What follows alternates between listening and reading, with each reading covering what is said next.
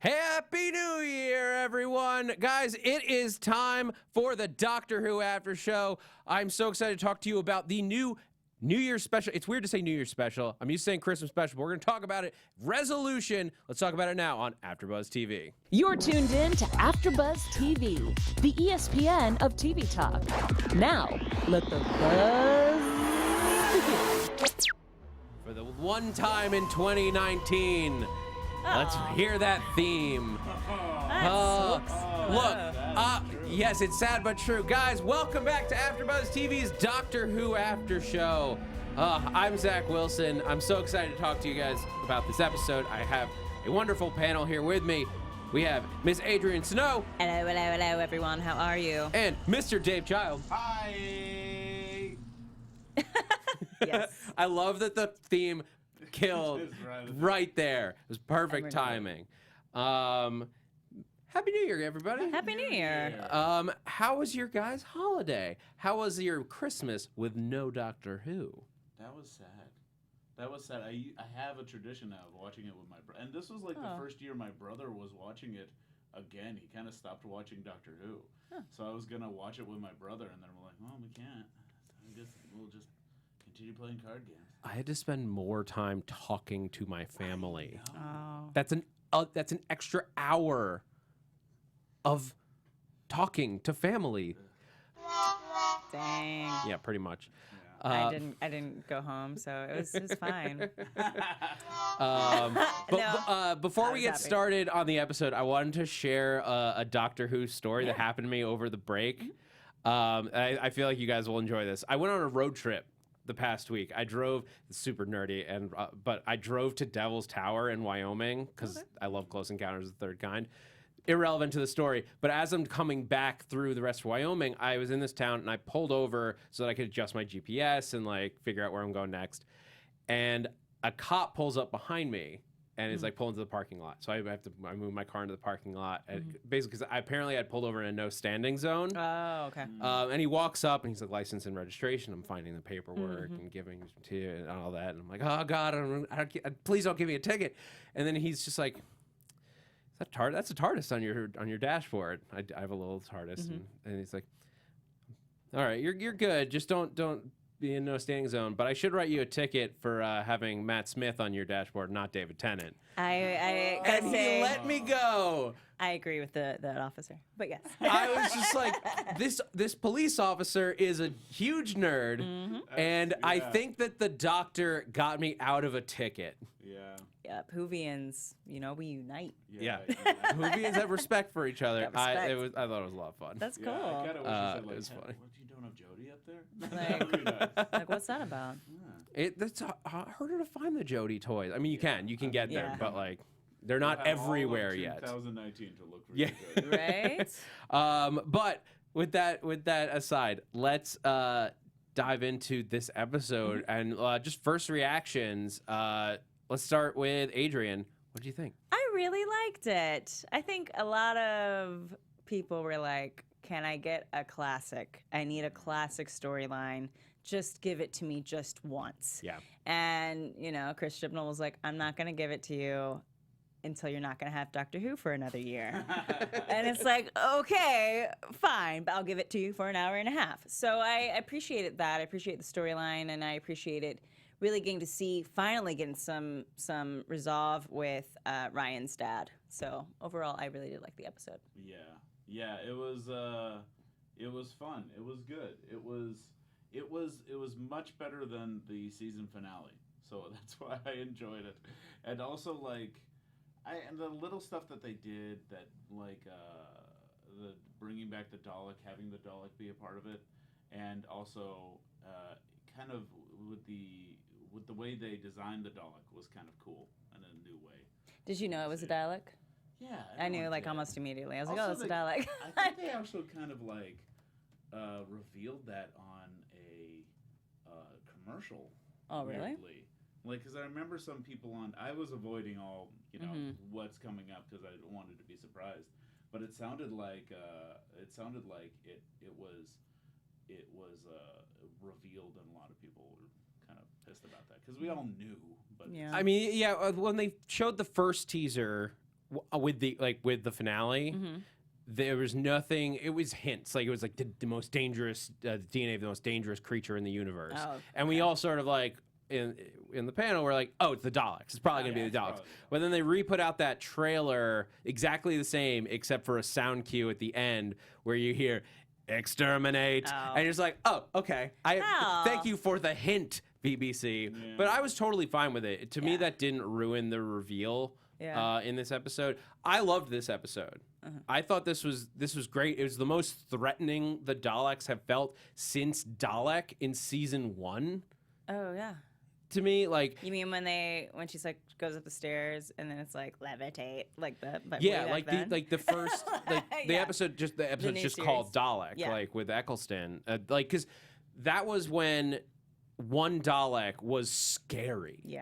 You were worried about one Dalek, and they haven't been as threatening since, because the Doctor has single-handedly defeated 1 billion Daleks like 5 times. Yeah, and we haven't really seen. I feel like even at the end of Capaldi, we weren't really seeing the Daleks anymore. They were kind of like, maybe we've overdone them. So it was nice to kind of get a Dalek and to also have one in a way that was outside of the box and was like kind of also self-made, just like how the Doctor was kind of self-made at the beginning when she didn't have her TARDIS, she didn't have her screwdriver, so she kind of had to come be resourceful on her own. So it was interesting to see the opposite of that with a Dalek doing all of that kind of, I'm going to make myself my tank and control this woman. Yeah. Oh, well, it continues that pattern of the Doctor and the Daleks are two sides of the same coin. Like, this is... So let's talk about the Dalek in this episode. This is a new take on the Daleks. Like something like Chibnall did something that we've never seen before with the Daleks, which is crazy when you think of how many times this show has done Dalek episodes. Like we've done like genetically re-engineered Daleks. We've done depressed Daleks. Have we done a really old Dalek? That's the question. Sort of. I mean, when you talk about Davros, like he's sort of a really old Dalek. Was this an older Dalek? No. It was like one of the first Daleks. It was. Well, sort of. So like the story was started. Is the booth? Did you bring up my mic? Can everyone hear me? I can hear you, Dave. Hear you. Okay, great. I only said it because the chat's saying it. Well, They're looking out for us. Well, we do want to be able to hear you at least some of the time, Dave. But so we start out with this. It's back in like ancient times with like 3 armies that were like warring. Yeah. To me, it was like the video game For Honor. If anybody played For Honor, it's like this. That's what happened here, except the Dalek got dropped in the middle of it. So they united to defeat this one like rogue Dalek. Yeah, a scout. A scout Dalek. I didn't mean it was yes. Yeah. Yes. Yeah, we know what you mean. Yeah, a reconnaissance scout. Recon junk Dalek, as they say in the chat. I thought it was really cool. Like so that's what they did. And then the Dalek taking over people like that was really cool. It reminded me of, I think it was called the Puppet Master in the 90s. Not the Puppet Master. And it was like with Donald Sutherland, and he would. I don't remember. The alien would like stick its like little things in the back of your neck and like shoot around into your head. Yeah, the Puppet Master. And it would control people, and it would like just sit on their back. It nightmares. It reminded me, and the way you leaned in, Dave, I thought you were gonna go towards this, of the Yeerks from Animorphs. Oh yeah. But like the Yeerks were these slugs that like went into your brain and like you were still conscious. Yeah, I haven't thought about Animorphs in forever. Except for whenever I see a hawk. Good. I think you've brought them up before. I'm sure that I have. Yeah. I love Animorphs is like the greatest thing ever from my childhood. Tobias. But the Yeerks, like, it's that same concept of like you're still fully conscious and aware of everything that's happening, but somebody else is piloting. Yeah. And I thought that was a really cool take on the Daleks. It's way better than the eye stalk coming out of the head. that take on it. It was like, but yeah, it's cool to like reinvent the Dalek and give them some new powers. It reminded me of Starro too from Justice League and DC Comics, because Starros are these little starfish that kind of attach to people's faces and take them over and become a hive mind. Nice. I was like, a little Dalek-y. I think it's funny that we all had different, like, this reminds me Yeah. of, but none of that's bad. Like, it's just that, like, Chibnall was using good science fiction tropes Yeah. Right. to make this episode. Also, by the way, lesson: if you see a squiddy, octopusy Don't thing touch it. on the wall, don't Don't go touch up and it. touch it. Why would you touch it? Why would the first thing you do be touching Yeah, it? poke it with a stick Though at I the will least. say, I'm such a hippie. I was seaweed harvesting this summer, and Whoa. yeah, and Way to drop that info. there was an octopus in the water, and like one woman saw it and freaked out and started screaming, and like the rest of us were like flocking towards the octopus. Octopus are dangerous. Don't approach an octopus. Like they can crush you. So I get the impulse, but no, still not a good idea. They could take over your brain and take Yeah, over the world. an octopus will take Yeah. you. I think, according to the chat, Dave's mic still needs a little bit of a That's boost. what I hear. I wasn't gonna dwell on it. And then and also resolution is spelled different. But let's keep going in this episode. So we get the Dalek, and then once the Doctor gets involved, this is the first time I felt like Jodie has felt really like scared. Did you? Well, and I do have a question of whether you saw the storm behind Jodie's eyes, because that was something we talked about during the finale, whether we were going to come up with The oncoming storm. Yeah, the oncoming storm from Jodie, because we were hoping to kind of get that. Maybe because we haven't seen it at all. we got some hints of it. A little bit. We got a little bit more of it than I think we've. That's what I was getting towards. Like we got a little bit more of that intense Doctor, but it still wasn't as big as like we've seen from Tennant, from Smith, And honestly, and obviously Capaldi, who's I'm 90% okay Storm. without it, because I think it's nice to have a break from the whole oncoming storm thing that the Doctor is doing for like a that's what I was solid thinking. decade. Yeah. And so to have a Doctor that can still be menacing and resourceful without having to have a big speech about how they're the oncoming storm or something like that, I'm okay with that. Like, I can take a break. 74 in the chat says she's the oncoming drizzle. Oh No, because she's still fuck fighting. yeah. It's cute, but it feels like too negative. Like because it's not that like it's bad, because it's not like she's trying to go there and hasn't. I just don't think that there's been that moment. But it's also one season. The moment that I really liked was when the Dalek started laughing.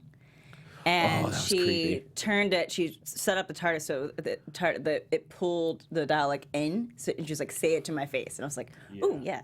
That I was like, was cool.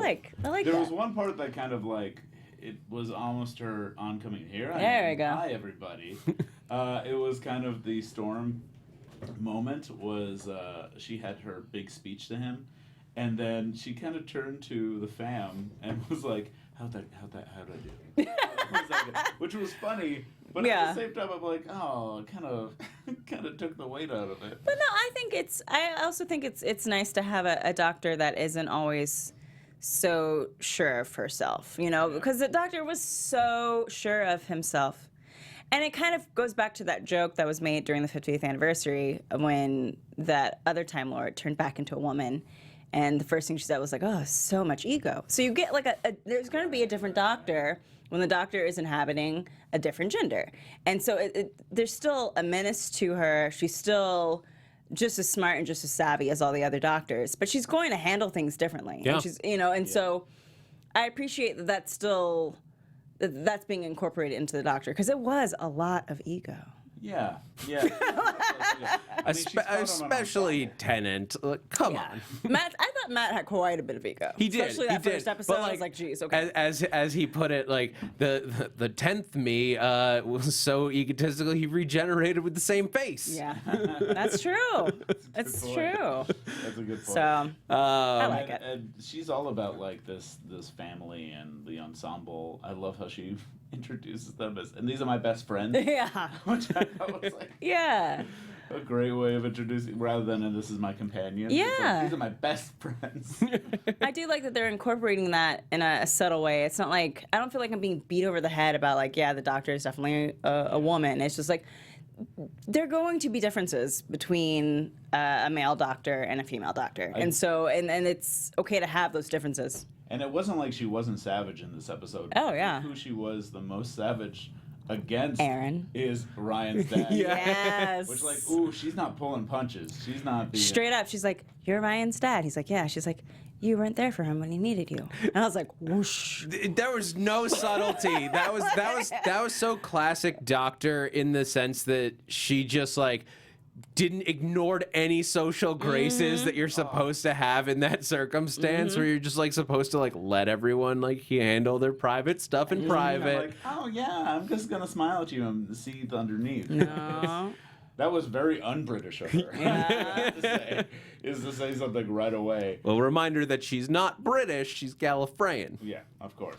And also, when Aaron was doing something right, it was like, "Oh, good job, Aaron. That almost makes up for your lack of parenting." And Yeah. You just want somebody in the room, like maybe Yaz, because Yaz again didn't have much to do. Yaz could just at least come in with like a. Nah, I would want Graham to do that. Yes. Oh my God, that's way better. I love when she even said something negative, and also, can we talk about the moment when Graham opened the door and said like no, and instantly closed it? Yeah. And it made me know like, oh, that's Ryan's dad. Me too. Yeah. But when he came in and then the doctor said all those harsh things right away, it was just a nice cut to Graham being like, "Yep, I'm really glad someone said something." Yeah. I love how much Graham, because let's go through our companions and how they were reacting in this episode. First, like Yaz was in the show. Next. Yeah. Poor yeah. Let's start with the positives first. Positives. This is going to end with the negatives. Graham, I thought, had a great amount of stuff to do. I love that he was so devoted to Team TARDIS in this. Like, "You gotta come pick me up." he was so hurt. It was just Yeah. like the timing. Like they just forgot Graham. Yeah, they were just busy doing what they always do. She did break his chair. Like, was it necessary to land the TARDIS in the house? Always. When has the Doctor ever landed the TARDIS outside of a house? Remember, even last season, Bill was on a date. I guess that's fair. I guess maybe like British homes have higher ceilings. No. Most like if that happened in my apartment, Yeah. it would just be in the ceiling. The last time My I upstairs recall neighbor would be really upset. the Doctor not landing in someone's house was Tennant and Eccleston years, and that's the last time I recall. He would always land the TARDIS right outside of Rose's apartment complex, and maybe Martha, but ever since then, it's just been inside people's houses. No, he still lands. I mean, like Amy and Rory's house, it was never inside the building. Like, But didn't he buy that house for them? the Doctor? Didn't he? Oh, I was talking about like Amy's like childhood home. Oh, okay. And then like I mean, he did destroy their barn. Or their little cabin. he goes back and forth. Either way, I'm just saying, Doctor, maybe check what furniture you're going to crash before you land the TARDIS. Just there. don't leave your furniture in the living room. That's but- what she said. So let's do Yaz, and like we'll spend as much time talking about her as the episode let her They didn't talk about. even use with Yaz. I was disappointed because they actually had an excuse to have her be a police woman, and like basically use that as, hey, I'm with the police. I'm of this area. Even this when is why we're clearing out the people in the very beginning when they're talking to the people who are setting up this whole story. She talked like a police person. They had like when she said, "We'll let you know when it's safe," but she didn't use her authority. She didn't pretend to be, show off the fact that she was a She police didn't person. pretend. They're in the right time zone. Yeah, she's a police officer. and I don't, maybe not for that town, but No, it's Sheffield, But- right? yeah, was she an officer in Sheffield? I believe so. So even more so, Yeah. she actually has jurisdiction over these people. She could have flashed a badge. It could have been like a great Yaz moment where Or if like she knew the cops that got taken out by the Dalek, like there were I mean, for all we know, they might have shot that. It is an hour and a half. It so is. For all we know, they might have shot that, and they just decided, we want to focus on Aaron, and we want to focus on the Dalek, and it's just been they do underserve It's Yaz. been doing that all season long, Yeah. and there could have been a great moment where she could have tried. Okay, they called Unit. I love how Unit wasn't around, and she could have called up all the police friends that she has and organize them. Yeah. And it would have been a great moment where all of a sudden they have a police force organized because of Yaz. Yeah. And that doesn't happen, and it's a little disappointing. There were opportunities for her. Like it's been a crowded season with 3 companions, and like I understand like that's like okay. So Ryan and Graham got sort of the forefront this year, and Yaz sort of had to take a back seat just because like they were focusing on the dynamic between the other two, and we talked about that a lot in the finale discussion, but. To continue Jay's point, like they had an opportunity to give Yaz more to do, even just flashing a badge to like remind us that like she has that authority. Yeah. Like she doesn't need psychic paper; she has an actual badge. Yeah. And it was just a missed opportunity. Yeah. In the chat, Morgan Counters wrote, "Wouldn't she get in trouble if word got back to her boss?" Yes, great conflict, more character building. Yeah. Who knows when the last time Yaz went into work? I don't know. Because time is still going. They might be able to go back in time. We but don't know. They might have been. She's totally been fired. Yeah, well, we don't know. They might have been gone for like a week or two. Yeah. Like, Yeah. But regardless, Yeah. we don't need to belabor the point. We do like that's something I hope that next season we do get more of. If Yaz is going to continue to be on the show, let's put her. She can't just have one episode. Ryan and Graham have had every episode. And even that episode was barely Yaz's episode. It was wasn't. Yaz's family. Yeah. And it was, but like, yeah. Next season should just be the Yaz season. Yeah, who's Yaz? Does she have other friends? Some Who's her conflict best friend? in her life should come Or up like that. even if Show you me want to make anything. it about her dynamic with other Yeah. people. I had somebody suggest to me at a New Year's Eve party that they think the Doctor and Yaz should get together. It's a shipping thing. I hope. Yeah. I think we talked about that early on, and I was Yeah. like, I hope the Doctor is with no one. I'm sort of happy with an aromantic Doctor Yeah. for right now. Like we'll 'Cause see we where had a they go, where lot Jodie of goes, but like for now, I'm like I'm totally romance. good with this. A decade of So romance. Ryan got the big part of the episode because we finally met his dad. Yeah. What did you guys think of the like we've sort of hinted at his dad's who his dad is and why he abandoned him and all of this stuff. What did you think about what we ended up getting? I think it was still kind of a bit vague. I think it comes down to maybe that he was just young when he had Ryan, and he just kept messing up. But I did like the introduction. It was nice to finally see him. Keep talking about him, like, who the hell is this guy? So to finally get him was great. The way that Ryan handled his interactions with his dad was great. I love when he calls Graham Gramps. right in front of him. Yeah, and he's like, what? He's like, Gramps, what? And he's like, that's right. That's right. Take it. I like when he Ryan saved did that him. like in his face. Like he might as well have locked eyes with his dad, and he's just Gramps. Like, this is the man who's been in my life. And I like at the end that kind of resolve. The only thing I didn't like about Ryan's story is that they felt the need to bring up the dyspraxia that we never see. Oh my God. And I was like, we never see it, one. And now you're bringing it up that he did really well for a guy who has it. And I'm like, but you never have any moments where it's a conflict, except for the first episode. Anyways, but yeah. Even those, not even the times when he has the battle chutes and ladders, does he have to is it really a problem? Yeah. And I would argue that I don't think the resolution of this was quite as strong as it could be, because the relationship between Aaron and Ryan was a little vague in itself. It would have been stronger, I think, if he was someone who never did anything for Ryan, never stood up for Ryan, and has left, and then maybe at the end, instead of Ryan having to almost sacrifice himself for his dad, he does something to almost sacrifice himself for Ryan. I think it would have been a stronger, I see what you mean. shown his Yeah. love or affection. Or maybe it's that Ryan won't admit that he still loves his dad even after years of abandonment. But that hasn't been the case, because the way he's talked about his dad, it's been complicated, but I still got the sense that he loved him. So it didn't really resolve anything. If it had been the other way, if it had been the Dalek that got Ryan instead, you think that would have been stronger? I think it would have been stronger. Yeah, or I see think that. it could have been, I don't want to say he could have sort of sacrificed himself, but they had a moment where he's like, no, Ryan, I got to do this for you, and let himself go. That would have sucked. That would have sucked, but only because they already took away his grandma, and I was like, let's not. I didn't want that to happen. Let's not Thor up this dude's life. You know what I mean? Yeah. I would have Thor up. Yes, up. Thor, Oh, as man. in Thor. I've been watching a lot of Infinity War, so.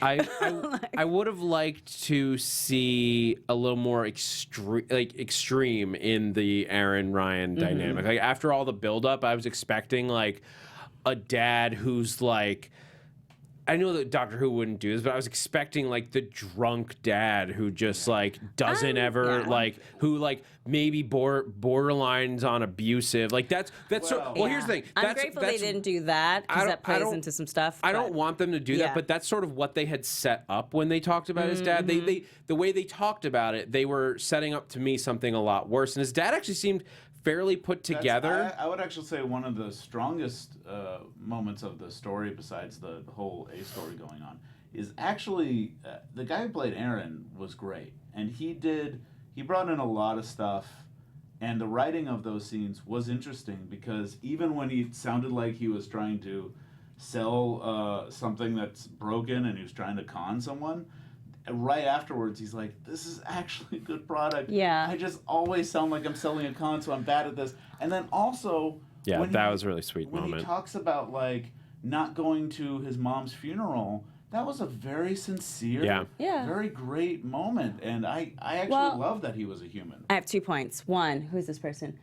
Morbid Encounters. We're not saying that he has to be the guy with dyspraxia. I think what we're saying is that they brought it up once. They only bring it up when they want to randomly use it as a way to kind of make a random conflict, or when they want to bring up the fact that he did something. Yeah, we've spent a lot of time talking about it before, it's just so we don't kind of need poorly to. Used, is what we're like, look, you can look at our discussion about it in the episode of Kerblam and in the beginning. Like, it's just it's not. It's just the amount weird. they talk about it more than they actually show it. Exactly. Yeah. And then I was also going to say I liked that his dad wasn't the kind of deadbeat black dad that we would expect. That they kind of subverted that stereotype by just making him not good at parenting. Like even the doctor says, you're just not good at parenting. It's not like he's a criminal or a drug addict or an alcoholic, which is, you could watch pretty much anything, and that's how a lot of black dads are portrayed on television. So to just have him be like, I know it sounds like I'm conning you, but no, I really do think this is a good idea. And no, I haven't been there for you because maybe I'm going through some emotional stuff because I lost my mother and you lost your grandmother, but she was my mother, and I don't feel like I've been a good dad to you. So they kind of like fleshed him out more, which I appreciated. At the same time, there was some stuff I did have conflicts with, like in terms of how they resolved it in the end, but I like that. I also love, just before we move off of it too much, when Graham's like, why weren't you at the funeral? Not for me, not for your mom, but not for yourself. Ryan, but for yourself. Yeah. Why are you denying yourself? That was a great moment, and also showed how Graham is worried about him too. Even this guy he doesn't really like, he's worried about him, and because he's always been the son of Nan, like beforehand. So, and she was always like a big.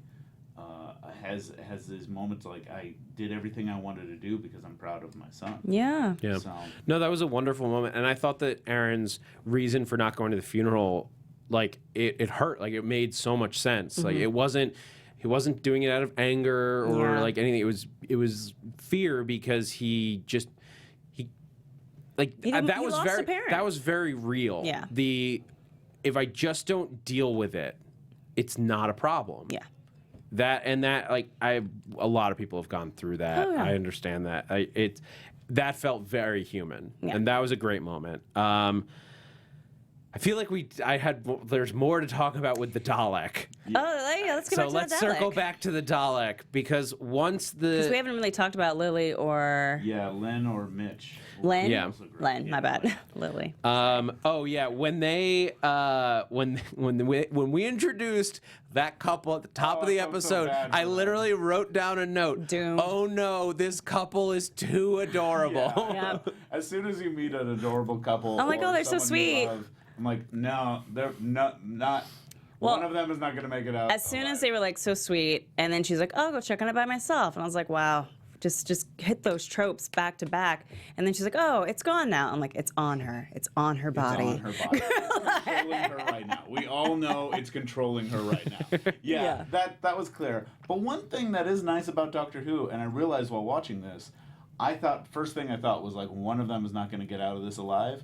But they do come out of it alive. They both came out alive. But what I like about Doctor Who is sometimes they don't. Yeah. Sometimes they will, and often they introduce a adorable person we love, and then they kill him off for the sake of Like, the Kerblam episode where I'm just like, what did you do? Yeah. Yeah, exactly. But these two lovebirds are going to have their shot. Such a good conversation too. It felt so real. It felt like that. Like, what type of kiss was that for you? And neither one wants to be the one to say it Because they don't want to be rejected. It's very genuine. It felt like a kiss. It felt like a long kiss. That was great. Yeah. It was adorable. Yeah. And it also was something. This episode was actually really good about talking about what New Year's means to some people. Yeah. And how. And that's something that New Year's is one that kind of tends to go by. But the idea of resolutions, about change, about wanting to change yourself, and that literally happens in one case, but also the aftermath of New Year's Eve was a big part of this episode because people were drunk and just wanting to watch TV and Wi-Fi. But also, like, they got to talk about what happened last night. Oh, that cutaway moment where the Dalek has turned off all the Wi-Fi, and it cuts to that family, and they're like, what are we going to do now? She's like, I guess we could have a conversation. And everyone's just like, oh my God. It's like what we talked about at the beginning of this episode when you took Christmas special away from us. That's what happens. This is what happens. We spend New Year's Day with our friends. We spend Christmas with our family. We need to avoid our family and spend time with our friends. Oh boy. So the Dalek gets out in the world. I really loved the building of the tank sequence, like that whole thing of like breaking into the Black Archive, which I guess is so. Let's talk about Unit for a minute because that's also a great scene. It was a great little scene of like politics getting in the way. Yeah, and like they didn't say it, but I kept expecting them to say. Yeah, I kept expecting them to be like, well, you know, Brexit. And so basically, they didn't say it because I think Doctor Who just like is trying to avoid being political. And there's certain things you can't do in terms of British television. But they all but said Unit got destroyed because of Brexit. Yeah. Which is hilarious. Which was great. It was great. Horrible, but hilarious. There's also been there's been a lot of Trump nods. There's been a lot of even Brexit nods in the past, and to have that be a little bit is just enough. And that little and that person on the phone, that operator, phone operator, that was such a great moment. The Polly. Laura Evelyn played that, and she was great. But that was just it also reminded me of something that was just happening like a couple of weeks ago. 911 stopped working for a lot of people. Oh. It just stopped in a lot of areas of the country, of even America. It stopped working. I mean, have you tried calling 911? It's a joke. I called because somebody was very aggressive on the road, and I was on hold for like 30 minutes. So if you are struggling or in pain or about to die, just drive yourself to the hospital because 911 is not there for you. Call 911 first, and then if it doesn't work. You know what? Don't take emergency advice from people on a Doctor Who podcast. No, don't listen to us. But don't call 911. That's a good starter. But I did really like how she's just like, I can connect you with any other kinds of military that may be able to help. And eventually we did get some military people attacking the Dalek. And again, this is what I was saying earlier. Like, one Dalek became scary again because all it took was just one Dalek blasting off into the air and just double. I love that this Dalek doesn't have a plunger. It has a claw, a creepy, sharp claw. Like, I hope that's a design that sticks around if Daleks come back. I hope so too, but it also makes sense when you make it out entirely out of scrap metal. Yes. You're not going to find Yeah, if an you old find a pieces of plunger, Dalek. it's not going to stick a plunger in it. It's not actually a plunger. Yeah. That plunger. No. That plunger going on people's faces back in the day. It's hilarious. Sorry.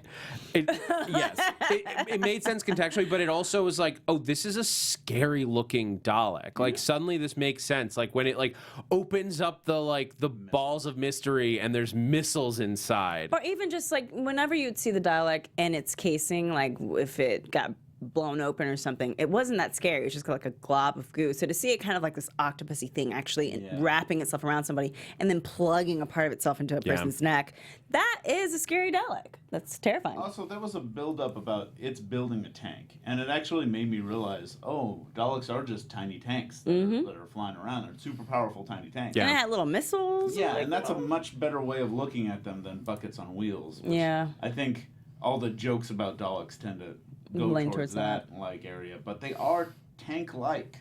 Yeah. And this looked like a tank, and it was built up like a tank, and you saw how it was stronger than her staying on the human body than the Dalek staying on the human body. Yeah. I like Time Lady Rose in the chat. The top was like a corset with a big. It did have a curve to it. It belled a little. I was like, okay. Lady Dalek. I almost felt like Some style. When she was building something, I was worried, and I'm glad it turned out to be just a Dalek casing. But there was something about it that's just a steampunk like dress outfit. Yeah. That it was going to put itself in? The type we see at cons all the time. that she was going to be a part of the actual thing. I'm always here for montages of women using like heavy metal objects and setting crap on fire. Yeah. That's like my favorite part of Flashdance. So here for it all the time. Like poured some water on itself. That would be a nice little hitting along to the beat of the music. Yeah. I also really liked how they used the sound design around the Dalek's voice and talking. Because we heard a very clear, deep, like booming voice, but then as soon as it got upset or it started to as it got more towards like the tank side, it started to be more into that classic, like, the electronic like modulated sound that we're used to. Because it's nice to kind of know that the Dalek's voice is not necessarily that sound. That it's going through. At least not its internal monologue. Yeah. Because that's the thing. It's like when it was talking. That's why I thought the sound design was cool. Because what we're hearing is what the person Lynn, what she's hearing. She's hearing this deep voice, but everyone else is just hearing her. Yeah. Well, except for when it talks to, and I guess, however, the Doctor was able to do that when it was in the TARDIS, where you heard both Lynn's voice and I guess because it was a psychic connection. Yeah. And then the laugh was clearly like that Dalek-y type of sound. Oh, that laugh was so creepy, and I loved the reaction on the Doctor's face. Like a laughing Dalek is like the scariest thing in the universe. Yeah. And something I can't say for sure that we haven't seen that. I feel like at some point a Dalek has laughed. There was a point where one. Oh. All right. One kind of laugh.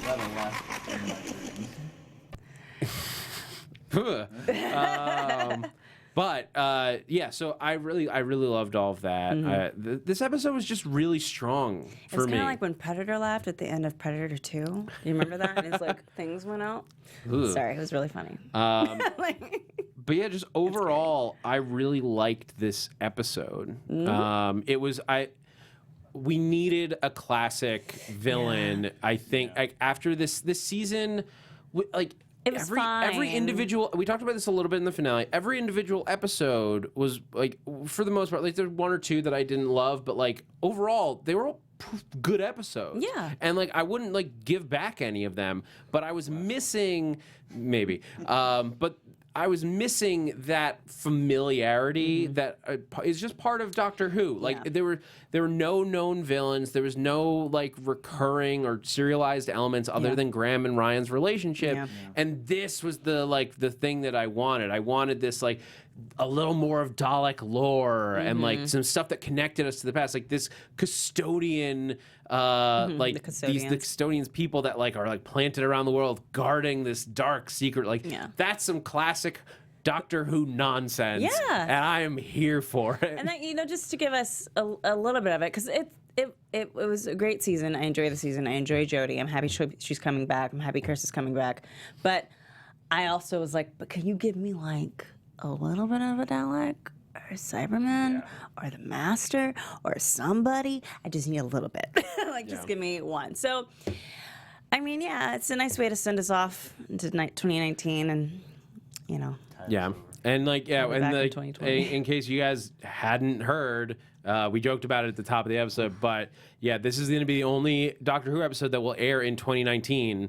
The show is going back into production for next season, but while I expect there will be another special, probably New Year's again. I hope there's one sooner. I hope they surprise us. Maybe, but I doubt it. Like, they're, as far as I know, they're not in production yet, and Doctor Who takes so long to write, shoot, and like do post on because it's become such a production. Yeah. And like as visual effects get bigger and more extensive, like it takes longer to make these episodes. That was part of the argument, the rumored argument between Chibnall and BBC was Chibnall wants more time to do this right, and BBC's wants him to rush, and those two things can't both work. We went 2 years without Game of Thrones, so just I'm still mad about I'm a little annoyed, but it's fine. We went a year. Outlander, we had a year break. Yeah. Between 2 and 3, I think. It's felt like we've had longer breaks of Doctor Who. It's just that this one happens to be a full calendar year. Yeah. Which is surprising. But I'm really looking forward to next season. I'm hoping that we do take the fact that this Dalek episode really worked, and Chibnall notices that, and he sees okay, the audience was responding to this. I would love to see. So real quick before we sign off, I want to know what you guys want to see next season. Now that we've hit our classic villain for Jodie, what else do you want to see next season, if anything like that? And AfterBuzz TV predictions. I guess it's predictions. It's wants. So what do I want for 2020? Yeah, and I'll start while you guys think about it, since I just dropped this on you. Yeah. I would love to see the Master. I would love to see Jodie's. Because I think that the Master is the way that the Dalek is a response to the Doctor, and that scene was great where the Dalek is like, "Who are you?" Yeah. And the Doctor, "Oh no, I gotta get the F out of here." Yeah. That was great, but that's what I want to see. What would the is it if this Doctor is Ferris Bueller, is the Master the principal, or nice. just somebody who hates fun, or I think that Jodie's Doctor it would be really interesting to see what the Master would be like against her as her opposite. Yeah. I guess what I really want for 2020 is a great Democratic candidate. But outside of that, I would love to see more stuff with Yaz. I think fleshing Yaz's character out a little bit more as as an individual would be great. I would love to see some stuff with the Master. I would love to see this Doctor's version of the plasticine people, something that's so on its own kind of terrifying, or the Silence or something. I would like one, maybe just a 2-parter of a serialized type of thing. Yeah, I think that would make me really scarier happy. recurring villain than Tim Shaw. Yeah. Yes. That would be great. A better think villain to is that- bookend your show around. Scary episodes. I want scary episodes. Okay. More scary episodes, and I miss the creepiness of the Moffat years, but also I also want strong single storytelling episodes, like the Demons of Punjab this season. I loved. I want that, but with maybe a bit more of a sci-fi bent to it, and maybe with a bit more of a scary bent to it. All right. And be adventurous in your storytelling, since you're being adventurous in a lot of other ways. I like to see them kind of push the edges around, rather than just kind of stick to a very TV format. Yeah. And you guys be sure to let us know what you want to see next season on Doctor Who. Let us know in the comments below. We'll be talking about Doctor Who on Twitter. Oh, I'm gonna want to quickly say what people want according to these comments are Jack Harkness, which I don't know if that's gonna happen. Please, I want it. K9. Yes. And Missy as the master. Missy's gone, but like I think a new master would be like that's what I want to see. I want to see something a new take. Yeah. That Missy was great. I loved Missy. I think she's one of my favorite versions of the master, if not my favorite. She's on but Sabrina. When she made that call, by the way, a lot of people in chat wanted it, and I thought this dude was gonna be Jack. She was gonna call him Jack. That would be nice. That would have been great. But yeah, let us know what you guys are looking forward to, what you want to see next season. You can do the comments. Hit us up on Twitter because we will be talking. I will always be willing to talk about Doctor Who with you guys. So much to talk about. So long to wait. So I need my Who fix. So give me my Who fix. Just hit me up on Twitter. You can find me at that Zach Wilson, ThatZachWilson. Also be sure to check me out on our sister network Popcorn Talk on Marvel movie news, and I have a podcast where we ship random fictional characters that don't belong together. It's called Ships in the Night. We just did Catwoman and the Hamburglar to give you a hint of how things go on that show. Ships in the Night. Thank you all so much. Adrian. You can follow me on Twitter and Instagram at Miss Adrian Snow. You can also catch me on Sundays for the Outlander After Show on AfterBuzz TV. And I'm Dave Child. You can find me at MrDaveChild on all the Twitters and the Instagrams and DaveChild.com because I'm Dave Child. All right, guys. This has been the Doctor Who After Show. Thanks for geeking out with us. Our founder, Kevin Undergaro, Phil Svitek, and me, Maria Menounos, would like to thank you for tuning in to AfterBuzz TV. Remember, we're not just the first, we're the biggest in the world, and we're the only destination for all your favorite TV shows. Whatever you crave, we've got it. So go to AfterBuzzTV.com and check out our lineup. Buzz you later. The views expressed herein are those of the hosts only and do not necessarily reflect the views of AfterBuzz TV or its owners or principals.